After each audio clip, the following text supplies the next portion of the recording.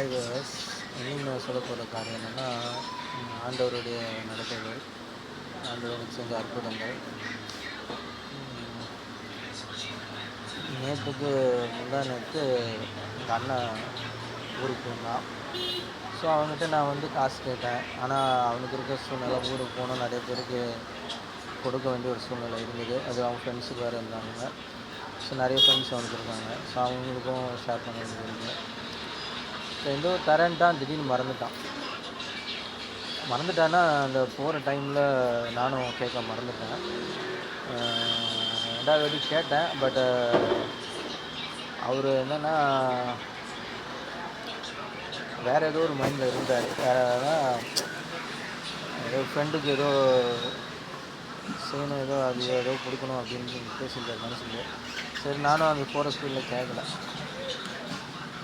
அதுக்கப்புறம் பார்த்தீங்கன்னா, ஆண்டவரே அண்ணங்கிட்ட வாங்க இருந்துச்சு எனக்கு செலவுக்கு அப்படின்னு சொல்லும்போது எனக்கு தெரியும். ஏன்னா உலகத்தில் இருக்கிறவனிலும் உங்களில் இருக்கிறவர் பெரியவர். ஸோ ஆண்டவர் வந்து எனக்குள்ள இருக்கிறவர் பெரியவர். அவருக்கு அந்த ஃபீலிங்ஸ் தெரிஞ்சுது. அப்போது அந்த ஃபீலிங்ஸ்க்கு ஏற்ற மாதிரி ஆண்டவர் எனக்கு ஒரு 100 ரூபா கீழே கிடைக்க பண்ணார். அதுக்கப்புறம் இன்றைக்கி செஞ்ச அற்புதம் என்னென்னா, காலையில் எனக்கு காசுக்கு எப்படி கேட்குறதுனே தெரியல. வீட்டில் டக்குன்னு துணி காசு வச்சு கொண்டு வாங்கிட்டு போயிட்டேன். ஸோ இன்றைக்கி ஃபுல்லாக எனக்கு ஒரு நாளைக்கு ஸ்நாக்ஸ் செலவு பார்த்திங்கன்னா 300 ஆகும். என்கிட்ட காசே இருக்காது. ஆனால் ஆண்டவர் எப்படியாவது அதை சந்திப்பார்.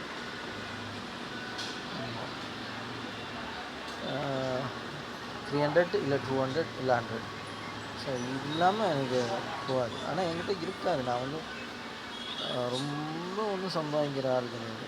Normal man, simple man. சிம்பிளாக என்ன கிடைக்குதோ அது நம்ம கூலி வேலை செஞ்சு என்ன கிடைக்குதோ அந்த ஒரு வேலை தான் செய்கிறோம். ஸோ என்ன காசு கிடைக்குமோ அந்த காசை வச்சு எனக்கு இவ்வளோ தூரம் போஷிச்சு வராதுன்னா பெரிய விஷயம். அதே மாதிரி என் கையும் ஓட்டது, என் கையும் காசு நிற்காது. இன்னும் இருந்தாங்க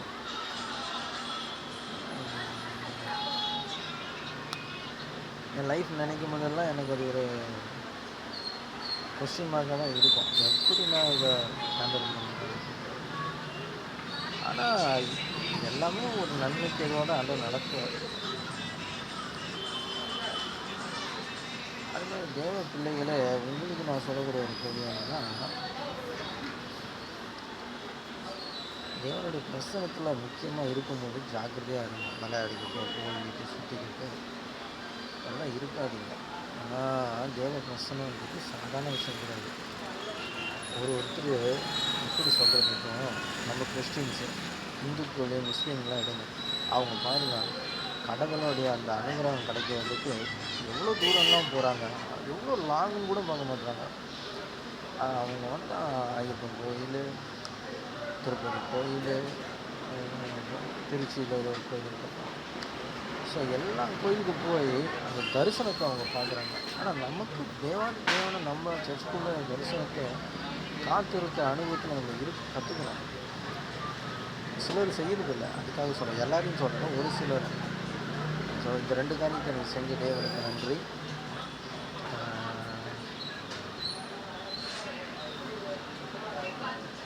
முன்னாடி நான் ஷேர் பண்ணணும்னு நினச்சேன். ஆனால் அதுக்கும் எனக்கு உதவி செஞ்சாங்க. அதற்காகவும் நன்றி. ஸோ அதே மாதிரி அந்த ஒரு 2 நாளாக இந்த வாரம் ஃபுல்லாக, இந்த வாரத்தில் 2 நாள் எனக்கு சிக்கன் சாப்பிடுவேன் சிறப்பானது. அதுக்கு நன்றி. நோய் நொடி இல்லாமல் எவ்வளோ பிரச்சனைகள் மத்தியிலும் உடம்பு சரியாக வீட்டில் அது மத்தியில் நடத்தினார். அதுக்கு நன்றி. நோய் நொடி பெருசாக இல்லாமல் கிருபையாக இது வரைக்கும் நடத்தினார். அதுக்கு நன்றி. ஜீசஸ்.